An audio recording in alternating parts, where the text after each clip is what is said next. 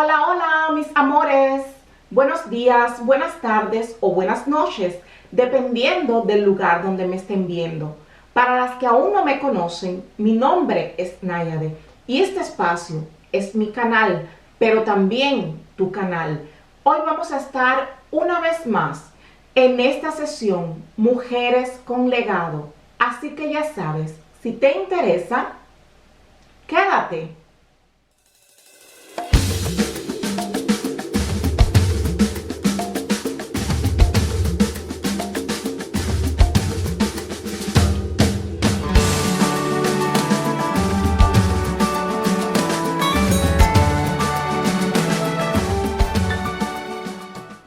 Mis amadas, me complace muchísimo estar nuevamente en esta sesión porque quiero que sepas que fue hecha para que tú puedas descubrir, para motivarte a descubrir el llamado que tú tienes de parte de Dios, el propósito que existe detrás de tu creación. Tú has sido creada y diseñada de una manera única para dejar en este mundo algo que antes no existía, y eso es precisamente tu legado. Y para esto hoy vamos a estar dando una mirada panorámica en la vida de Pandita Ramabai. Ella nació con el nombre Rama Dongre, pero es internacionalmente conocida como Pandita Ramabai. Esta mujer fue una pionera en la lucha por los derechos de la mujer en la India. Ella vivió entre los años 1858 y 1922. Y en este tiempo, quiero que sepan que las mujeres eran tratadas en esta parte del mundo como objetos que atendían solamente a los deseos y a la satisfacción del hombre. Y aún hoy en la actualidad es en esta parte del mundo la vida difícil para las mujeres. Entonces quiero que piensen cuán difícil era entonces hace 150 o 160 años atrás. Pandita nació en un hogar que pertenecía a la casta más alta de la sociedad hindú. O sea, nació en el seno de una familia privilegiada. Y a pesar de que era prohibido en aquel tiempo que las mujeres aprendieran a leer o a escribir, su papá, yendo contra todas las leyes que existían en aquel tiempo, sí enseñó a Pandita no solamente a leer, sino también a leer las escrituras sagradas de esta religión. Pero desgraciadamente, cuando Pandita tenía cerca de 16 años, su padre, su madre y su hermana mayor fallecen, quedándose Pandita sola con su hermano en el mundo. Ella y su hermano tuvieron que emprender un viaje, como decir, peregrino por toda la India. Y gracias a las escrituras y al don de saber leer que le había regalado su papá, es que ella y su hermano se pudieron sostener en este tiempo. Pero ya desde este tiempo, cabe señalar que ella se cuestionaba sobre la existencia de este Dios que su papá la había enseñado a adorar. Y textualmente citándola, ella decía: habíamos satisfecho todas las condiciones que los libros sagrados indicaban y habíamos cumplido con todas las reglas que conocíamos, pero los dioses no estaban complacidos y no se mostraban ante nosotros. Pero, como les dije anteriormente, gracias a este conocimiento que ella tenía de los textos sagrados hindúes, es que ella y su hermano logran subsistir todo este tiempo de peregrinación. Y ya en esta edad muy temprana, Pandita también logra ver el dolor y el sufrimiento de que experimentaban las niñas viudas y también las mujeres que perdían a sus esposos, porque ya una vez muertos estos esposos, era como si ellas no existieran más para nadie. Y ellas soportaban hambruna, necesidad, abandono y no había nadie, no había una institución, no había nadie que velara por estas mujeres. Y esto Pandita lo pudo sentir y ver, ¿no? Desde muy temprana edad. Antes de cumplir los 20 años, Pandita experimenta otra pérdida. Desgraciadamente, ella pierde también a su hermano y se queda sola en este mundo. Y una vez más tiene que confrontarse con el dolor y la pérdida de un ser querido. Posterior a esto, Pandita se casa con un hombre de una casta inferior a la de ella. Y esto aquí vemos otro rasgo de rebeldía, porque en la cultura hindú en aquellos tiempos era más inflexible este sistema de castas y no permitía a castas superiores casarse con personas de castas inferiores. Y sin embargo, incluso en esto, ella se rebeló y ella se casó con un hombre de una casta inferior. Desgraciadamente, este matrimonio solo duró apenas 2 años porque su esposo enfermó y murió, pero de este matrimonio a ella le quedó su hija. Y sin dudas, una vez más, Pandita se ve expuesta a lo que es el sufrimiento por la pérdida de un ser querido.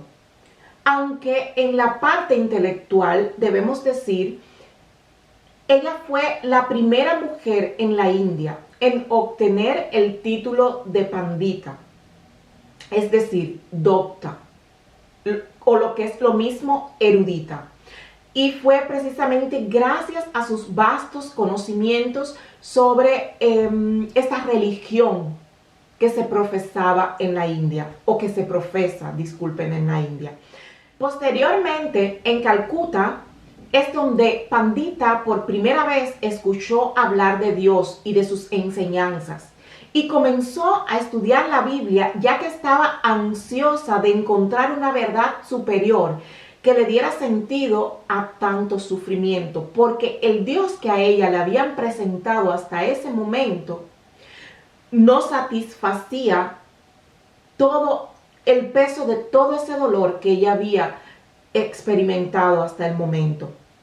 Según Pandita, de acuerdo con el hinduismo, el único camino para que una mujer encontrara libertad era la dependencia total a su marido. Textualmente citándola, ella dice: ella debe adorarlo con una devoción de todo corazón, como si fuera el único Dios, y no conocer ni buscar ningún otro placer en la vida, fuera de la más degradante esclavitud ante él. En este punto, quiero hablarles, brevemente sobre el sistema religioso y cultural que imperaba o que impera hasta hoy, lo que hoy ya no tan estrictamente en la India. Pero en los tiempos de Pandita, este sistema era totalmente inflexible. Y esto nos va a servir para poder comprender su obra posterior, que se convirtió en su motor de vida. Y fue precisamente lo que le dio un sentido a todo lo que ella había tenido que vivir con anterioridad. Primero vamos a hablar de la parte religiosa, porque debemos entender que aun cuando los textos sagrados decían que las mujeres debían ser veneradas, ellas debían subordinarse totalmente a sus esposos. Las mujeres eran educadas con la única idea de servir y satisfacer al hombre. Una mujer nunca debía ser libre o independiente.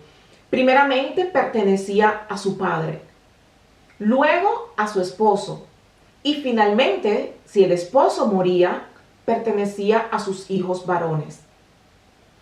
Y culturalmente existía este llamado sistema de castas, que aún existe, pero como dije anteriormente, ya no es tan inflexible como en los tiempos de Pandita.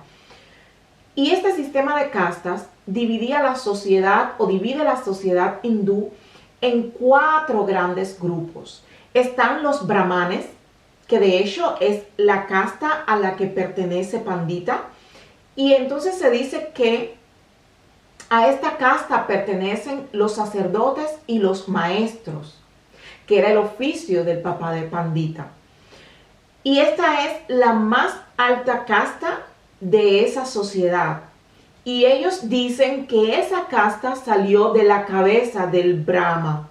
El Brahma es esta deidad que ellos adoran. Después vienen los kshatriyas, los llamados kshatriyas, que vienen siendo la clase política y los soldados. Y se dice que salieron de los hombros del Brahma. Después vienen los vaishyas, que son los comerciantes, que son los artesanos, que según ellos provienen de las caderas del Brahma. Y finalmente vienen los shudras, que son los esclavos, los siervos, los obreros, los campesinos, que estos, según el hinduismo, salieron de los pies del Brahma. Entonces, hay una capa social que ni siquiera está dentro de estas 4 grandes divisiones de la sociedad hindú, que ellos les llaman los intocables o los invisibles. Y esta es la más baja capa social, que está por debajo de los siervos, está por debajo de los esclavos. Y entonces, ubiquémonos en una mujer que es educada para servir al hombre, independientemente de cuál sea su casta. Esta mujer está por debajo de toda clasificación y toda subclasificación. Y si después a esto le sumamos que después de morir sus esposos, ellas como que ya nadie se ocupa de ellas, nadie vela por ellas, entonces la vida es doblemente más difícil. Vemos que Pandita fue consciente de todo este sistema social que excluía sobre todas las cosas a las niñas viudas, a las mujeres, a los huérfanos. Y entonces finalmente en el año 1883, a sus aproximadamente 25 años de edad, ella fue invitada por la iglesia anglicana a viajar a Inglaterra, donde tuvo la oportunidad de vivir con una comunidad de monjas. Y estando con ellas, ella pudo observar la obra humanitaria que hacían estas monjas, y esto cautivó su atención. Y ella se interesaba mucho por saber qué era lo que a ellas las movía a hacer ese trabajo altruista, qué era lo que a ellas la movía a hacer ese trabajo social por las clases más vulnerables. Y estas monjas le hablaron sobre Jesús y la llevaron al Evangelio de Juan, el capítulo 4, donde se habla de Jesús y la samaritana, del encuentro que tiene Jesús con la samaritana en el pozo. Y ella leyó este pasaje bíblico y, citándola textualmente, dijo: nunca había leído ni escuchado nada como eso en los libros religiosos hindúes. Me di cuenta después de leer el 4º capítulo del Evangelio de Juan que Cristo era realmente el divino Salvador que él proclamaba ser, y nadie fuera de él podía transformar y mejorar la feminidad oprimida de la India y de cada nación. Entonces mi corazón fue atraído a la religión de Cristo. Aquí quiero hacer un paréntesis nuevamente, porque aunque ella lo expresó así, en ese momento aún lo que movía a Pandita era ver la sensibilidad de un Dios en favor de una mujer, que era algo que ella no había experimentado en su religión ni en su país. Pero Dios no tocaría la vida de Pandita hasta cerca de unos 8 años más tarde, que fue donde verdaderamente el Evangelio de Cristo penetró en su corazón, y ella dijo después de su conversión, cito textualmente: estoy obligada a contar a tantas mujeres y hombres como sea posible que Jesucristo vino a salvar a pecadores como yo. Él me salvó, alabado sea el Señor. Pero volviendo al tiempo en el que ella estuvo en Inglaterra, luego de aproximadamente 3 años de permanecer en Inglaterra, ella viajó a Estados Unidos, donde ya con más libertad hizo partícipe al mundo de la vida que vivían las viudas y las mujeres desamparadas en su país. También escribió un libro que contaba cómo era la vida de la mujer india cuando enviudaba, porque quiero señalar que en el caso de Pandita, como ella pertenecía a la casta superior, las castas superiores, cuando las mujeres enviudaban, no se les permitía casarse nuevamente, porque si no eran repudiadas, eran como malditas. Y entonces se les obligaba prácticamente a vivir en la más denigrante pobreza, al no tener un hombre, alguien que sustente la casa, ellas no tienen condiciones para mantenerse, ni a ella ni a sus hijos en el caso de que tengan hijos. Y ella publicó su libro de cómo era la vida en la India y comenzó a sensibilizar al mundo, a despertar el mundo a la verdad que vivían las mujeres en su país. Y luego, con todas las ganancias del libro, de las conferencias que ella impartía, ella regresó a Mumbai en el año 1889 y fundó el primer refugio de mujeres viudas y huérfanas, Charada Sadam, donde se le enseñaban oficios a viudas jóvenes y se le daba acogida y se les proveía de ropa, de comida, de educación, y al mismo tiempo se les hablaba de Cristo. Bueno, les voy a decir, mujeres, hay muchísimas cosas sobre la vida de esta mujer, pero no terminaríamos hoy. Yo les aconsejo que si pueden documentarse sobre la vida de Pandita Ramabai, lo hagan, porque fue una mujer excelente, una mujer que vivió para hacer el bien, una mujer que cambió muchas vidas, que usó su dolor, su sufrimiento, aprendió a usarlo a través de Cristo para cumplir el propósito de su vida. Finalmente, quiero hablarles sobre el gran avivamiento del Espíritu Santo que ocurrió en la India en el año 1905, del cual Pandita fue parte activa, porque ella oraba día y noche, y su petición al Espíritu Santo era que él se derramara sobre muchas mujeres indias y que ellas a su vez predicaran el evangelio para que muchas más mujeres conocieran de la existencia de Jesús. Así que ella fue parte activa en la provocación del derramamiento del Espíritu Santo en la India en 1905. Es también muy interesante. Yo voy a hablar de manera panorámica, pero sería bien interesante que ustedes también pudieran abundar sobre las cosas que pasaron, de cómo se derramó el Espíritu, de cómo venían incluso los hombres, venían delante de mujeres que estaban llenas de la presencia de Dios y pedían perdón y querían reconciliarse con el verdadero Dios, porque es maravilloso, mujeres, cuando el Espíritu Santo está en acción y es Él el que tiene las riendas de las cosas. Pero bueno, estas mujeres, como les dije, fueron llenas del Espíritu Santo y a su vez ellas esparcieron también el Evangelio por toda la India.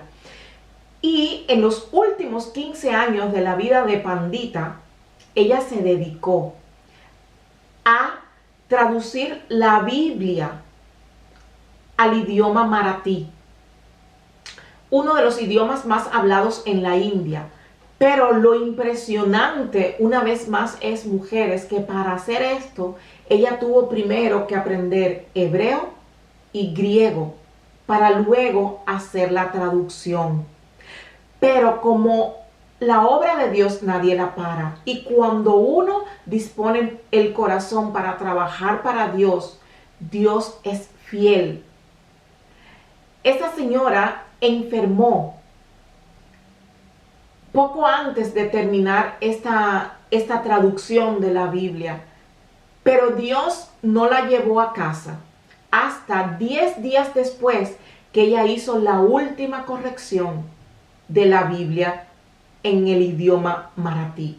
Entonces fue que el Señor la llevó a casa cuando la obra estuvo completa. La misión fundada por Pandita aún existe y sigue brindando ropa, techo, educación a niños y mujeres sin importar su casta. La declaración del propósito del ministerio es hogares cristocéntricos, donde las mujeres y niños, sin importar su trasfondo, sin importar su capa social, son aceptados, cuidados, transformados y empoderados para ser sal y luz de esta sociedad. Quiero señalar, mujeres, que aun cuando muchas mujeres piensan que Pandita fue una pionera del feminismo, sus motivaciones eran totalmente diferentes.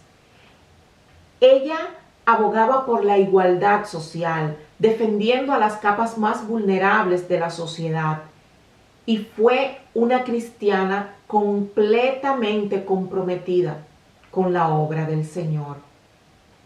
Ella entendió, conoció y ejecutó la obra para la que Dios la trajo a este mundo.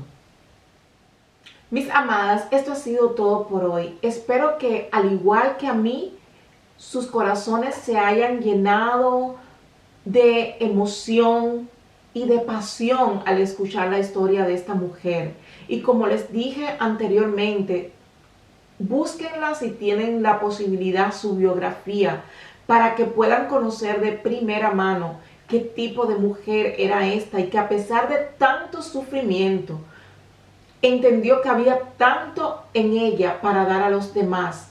Ahora quiero orar por ustedes, quiero orar para que el Espíritu Santo aclare su entendimiento y que ustedes puedan también comprender cuál es el propósito de su creación, cuál es la tarea a la que Dios las llama. Padre amado, te doy gracias, Señor, te doy gracias por este tiempo y te doy gracias por cada mujer, Señor, que estará mirando este video, que estará mirando la vida de Pandita, Señor. Padre, yo te pido en el nombre de Jesús que seas tú trayendo entendimiento, Señor, que seas tú trayendo claridad a la vida y a las mentes de estas mujeres, Señor. Padre, enséñales, muéstrales aquello que tú ya has depositado en ellas, Señor, y muéstrales el camino que tú quieres que ellas recorran, Señor, para que su legado, Padre Santo, sea desarrollado en esta tierra, Señor, y que ellas no se vayan de este mundo, Señor, sin hacer las obras, Padre Santo, para las que tú las has traído. En el nombre de Jesús, te doy gracias, Señor. Amén. Bueno, mis amadas, esto ha sido todo por hoy.